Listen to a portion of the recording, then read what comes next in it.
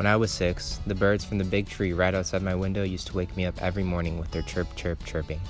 I missed that tree, the one who'd scratch against my window when the wind came, the one that Nenny, my big sister, and I tried to climb every day until we realized that our legs were filled with scabs and scratches from trying.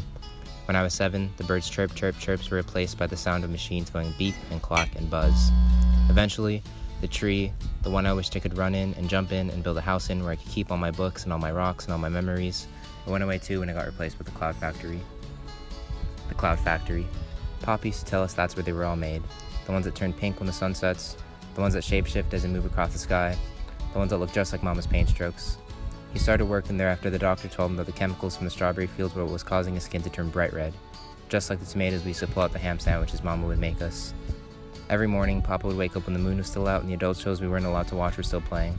He would shave his face, drink his coffee, black, lace his boots, and then head to the cloud factory. Papa made enough money from the cloud factory that we could finally afford to buy the cereal with the tiger on it, not the knockoff with the hippo that never had a prize Nenny and I could rock, paper, scissors over. Not that it matters, but I always won. The cloud factory was good to us, until the TV told us it actually wasn't. At first, we just had to keep the windows closed, but then came the coughing fits.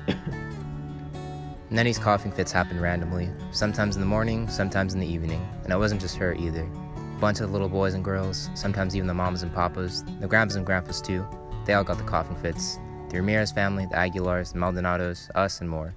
We all got the coughing fits, but Nenny's were bad, very bad. She'd cough and wheeze and cough until she was too tired to cough and wheeze and cough anymore. I started to let her win the cereal box prizes. She came back from the doctor's office one day and Mama told us she had asthma, probably from the cloud factory.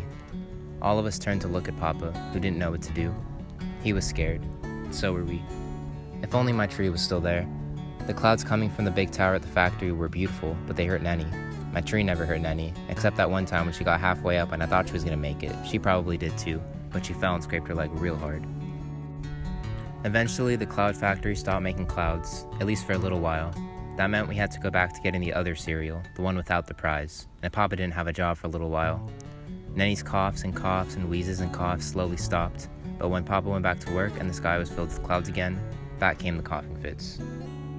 Mama and Papa argued real hard about the cloud factory reopening.